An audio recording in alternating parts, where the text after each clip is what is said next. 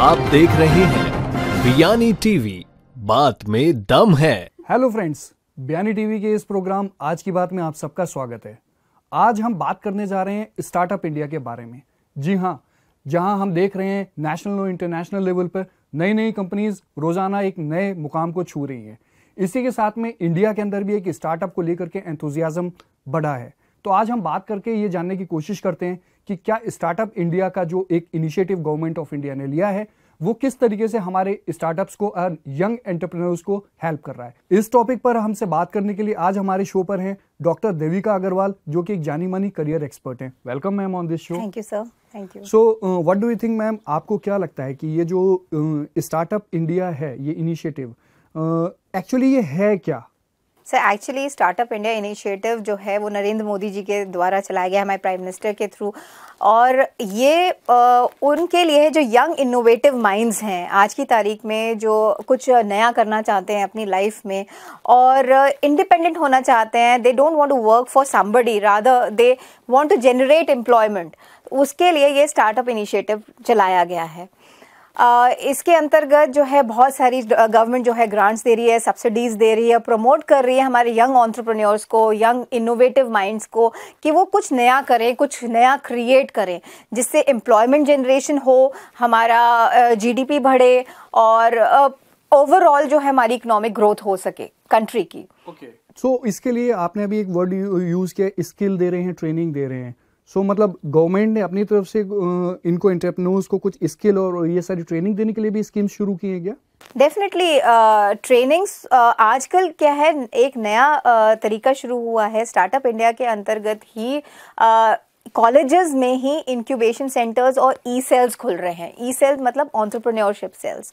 तो mostly colleges, जितने B schools हैं, जितने इंजीनियरिंग कॉलेजेस हैं, सब जगह एंटरप्रेन्योरशिप सेल्स खुल रहे हैं, जिसके लिए सेंट्रल गवर्नमेंट और स्टेट गवर्नमेंट्स ग्रांट्स दे रही है उन कॉलेजेस को, उन यूनिवर्सिटीज़ को, कि वो अपने यहाँ ही ये इन इनोवेटिव माइंड्स को वो कुछ नया क्रिएट कर सकें, अपने नाम से पेटेंट्स जनरेट कर सके, अपने नाम से कॉपीराइट्स जनरेट कर सके और कुछ नया इनोवेट कर सके और उसको उस अपने आइडिया को स्केलेबल बना सके, कमर्शलाइज कर सकें। तो इसके लिए वो लोग अपने हर यूनिवर्सिटीज़ और उसमें कॉलेजेस में एंटरप्रेन्योरशिप सेल्स खोल रहे हैं, इंक्यूबेशन सेंटर्स खोल रहे हैं और इसके लिए गवर्नमेंट ग्रांट्स दे रही है। And these are the places where in, जहाँ पे उनको एक एनवायरनमेंट दिया जाता है कि वो अपना सारी जितनी भी एनर्जी है, जो इनोवेटिव और क्रिएटिव एनर्जी है, वो वहाँ पे एम्प्लॉय कर सके। बट प्रॉब्लम क्या होती है हमारे यूथ की, कि उनके पास आइडियाज़ बहुत हैं बट फंड्स नहीं है, रिसोर्सेज नहीं है।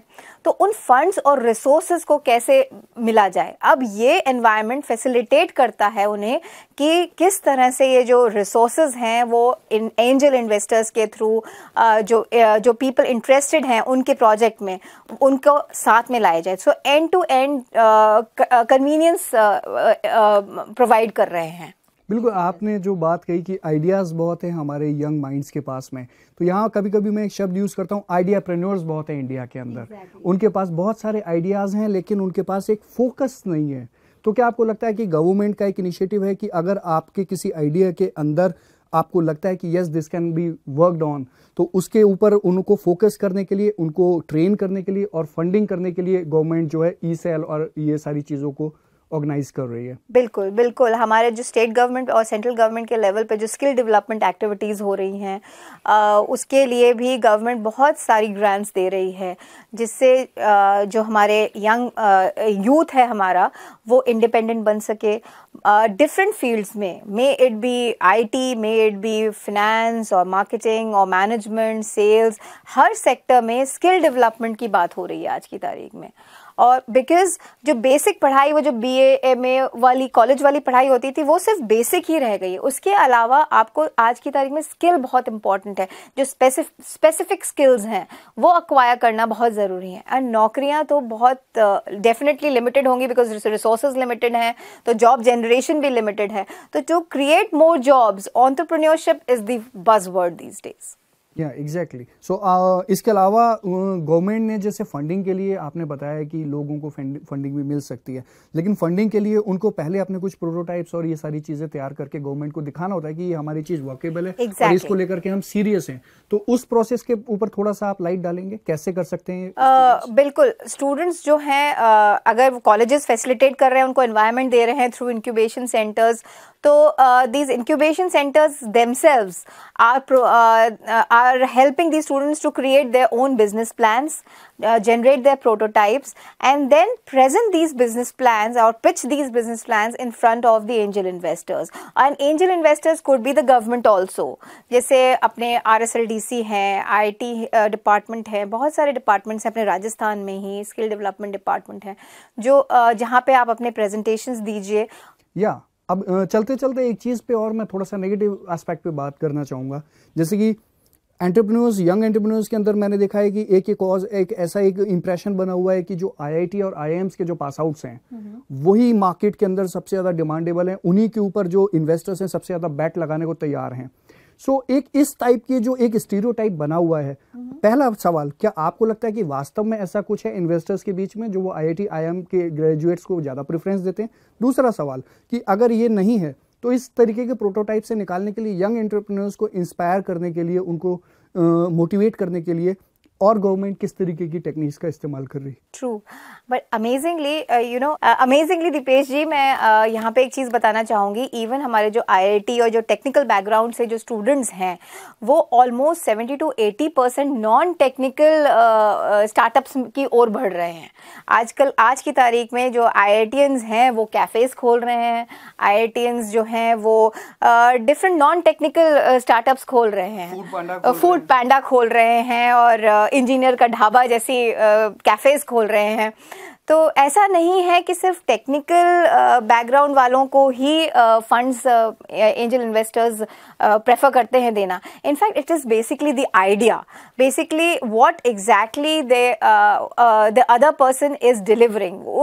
उस आइडिया पे, उस इनोवेटिव आइडिया पे ही पैसा लगाना चाहते हैं एंजल इन्वेस्टर्स, जिनको जो लगता है एंजल इन्वेस्टर्स को कि वो स्केलेबल है और कमर्शलाइज हो सकता है।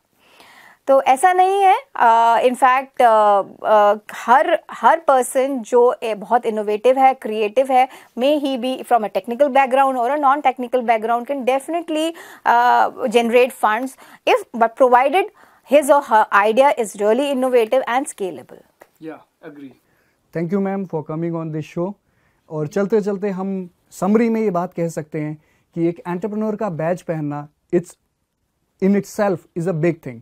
आप अगर एंटरप्रेन्योर बनते हैं, ये बिल्कुल भी मैटर नहीं करता कि आप सक्सेसफुल हुए या नहीं हुए। अगर आप फेल्यूर भी हुए तो वो आपके लिए एक बहुत बड़ी लर्निंग होगी, क्योंकि आपने लाइफ के एक अर्ली स्टेज में कुछ करने की शुरुआत की जो बड़ी एज तक भी लोग नहीं कर सकते हैं। और गवर्नमेंट ऑफ इंडिया की तरफ से आपको स्टार्टअप करने के लिए, बिजनेस शुरू करने के लिए, एक एंटरप्रेन्योर का बैच पहनने के लिए इतने सारे असिस्टेंस मिल रही है, इतनी सारी ट्रेनिंग मिल रही है।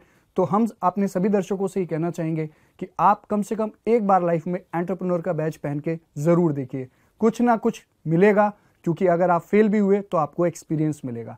फिर इसी तरीके के अच्छे एपिसोड्स हम बनाते रहेंगे आपके लिए। हमारे चैनल से जुड़े रहने के लिए इसको सब्सक्राइब कीजिए और बेल आइकन को क्लिक कीजिए ताकि हमारे नए एपिसोड्स आप तक रेगुलरली अपडेट होते रहें।